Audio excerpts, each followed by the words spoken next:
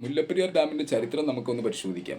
Mullaperiyar dam നിർമ്മിച്ചത് തിരുവിതാംകൂർ രാജ്യവും Madras presidency സർക്കാരും തമ്മിലാണ്. രണ്ടാമത്തെ കാര്യം, 1887 മുല്ലപ്പെരിയാർ നിർമ്മാണം സ്റ്റാർട്ട് ചെയ്തു. 1895 നിർമ്മാണം പൂർത്തിയായി. മൂന്നാമത്തെ കാര്യം, മുല്ലപ്പെരിയാർ നിർമ്മിച്ചവർ പറഞ്ഞ വാലിഡിറ്റി 50 വർഷമാണ്. ഇപ്പോൾ വാലിഡിറ്റി കഴിഞ്ഞിട്ട് 65 വർഷം കഴിഞ്ഞു.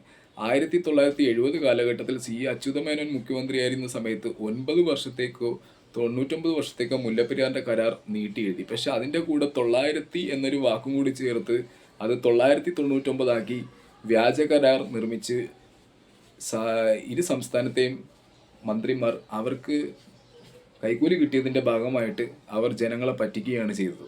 ഇത് സത്യമാണ്. ഈ കരാറിൻ്റെ രേഖ ജനങ്ങൾക്ക് പരിശോധിക്കാനുള്ള അവസരം വിവരാവകാശ നിയമപ്രകാരം ലഭ്യമാണ്. അത് പരിശോധിച്ച് കഴിഞ്ഞാൽ അതിൽ മാൽപ്രാക്ടീസ് അല്ലെങ്കിൽ തിരുത്തലുകൾ നടന്നത് വ്യക്തമായി കാണാൻ സാധിക്കും.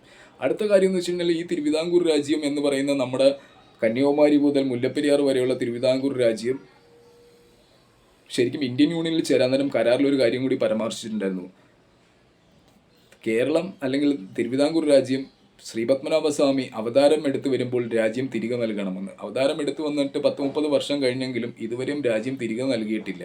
മുല്ലപ്പെരിയാർ ഡാം തമിഴ്നാട്ടിൽ ജലം കൊടുത്തതുകൊണ്ടോ, അതും ഇപ്പോൾ ഒരു കുപ്പി വെള്ളം മേടിക്കണമെങ്കിൽ 15 രൂപ വരെ കൊടുക്കണം. അന്നത്തെ 75 കരാറിലാണ് ഇപ്പോഴും മുല്ലപ്പെരിയാറിൽ നിന്നും തമിഴ്നാടിന് വെള്ളം കൊടുക്കുന്നത്. കറണ്ട് ബില്ല് വരെ പല സ്ഥലങ്ങളിലും വർദ്ധിപ്പിച്ചിട്ടും ജലത്തിൻ്റെ ലഭ്യതയ്ക്ക് വിലയിലോ മാറ്റമൊന്നും ഇല്ലാതെ പഴയ തുകയ്ക്ക് ഇനിയും തമിഴ്നാടിന് ജലം കൊടുക്കേണ്ട ആവശ്യമുണ്ടോ?